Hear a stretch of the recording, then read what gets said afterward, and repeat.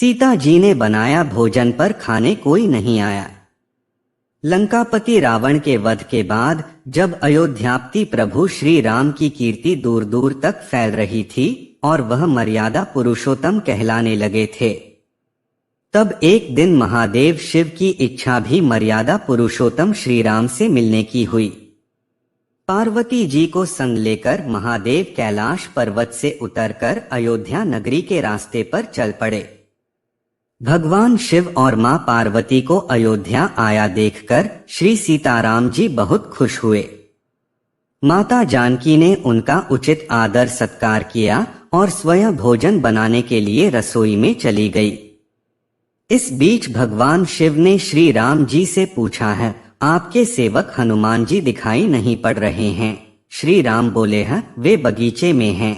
शिवजी ने श्री राम जी से बगीचे में जाने की अनुमति मांगी और पार्वती जी का हाथ थामकर बगीचे में आ गए। बगीचे की खूबसूरती देखकर उनका मन मोहित हो गया।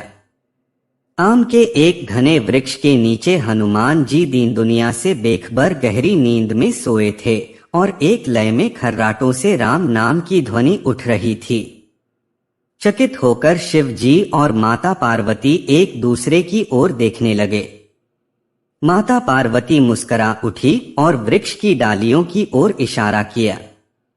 राम नाम सुनकर पेड़ की डालियां भी झूमने लगी थी और इनके बीच से भी राम नाम उच्चारित हो रहा था।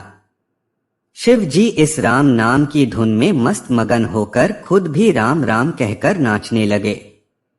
माता पार्वती जी ने भी अपने पति का अनुसरण किया और अपने कोमल पांव थिरकाने लगी।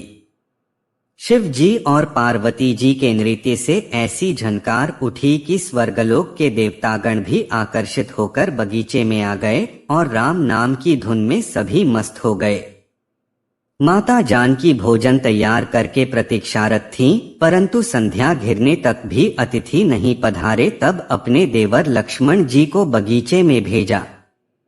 लक्ष्मण जी तो स्वयं को श्री राम का सेवक ही मानते थे। अत बगीचे में आकर जब उन्होंने धरती पर स्वर्ग का नजारा देखा तो खुद भी राम नाम की धुन में झूम उठे। महल में माता जानकी परेशान हो रही थी कि अभी तक भोजन ग्रहण करने कोई भी क्यों नहीं आया।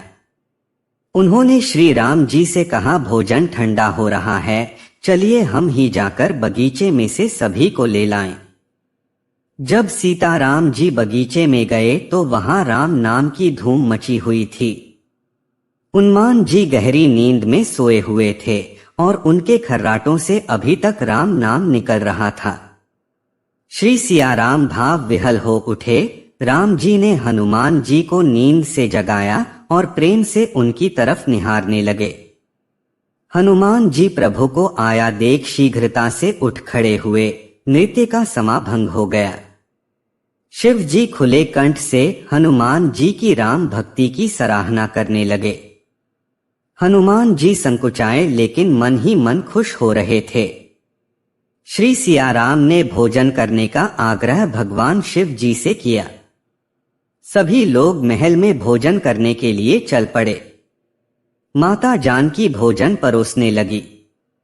हनुमान जी को भी श्री राम जी ने पंक्ति में बैठने का आदेश दिया।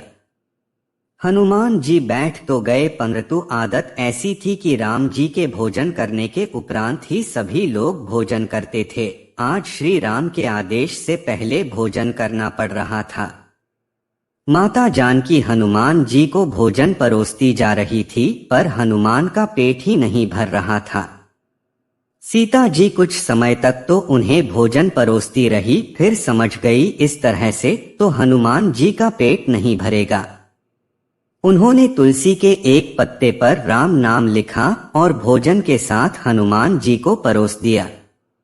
तुलसी पत्र खाते ही हनुमान जी को संतुष्टि मिली और वह भोजन खाकर उठ खड़े हुए। भगवान शिव ने प्रसन्न होकर हनुमान जी को आशीर्वाद दिया कि आपकी राम भक्ति युगों युगों तक याद की जाएगी और आप संकट मोचन कहलाएंगे। संकट हरै मिटै सब पीरा, जो सुमिरै हनुमत बलबीरा।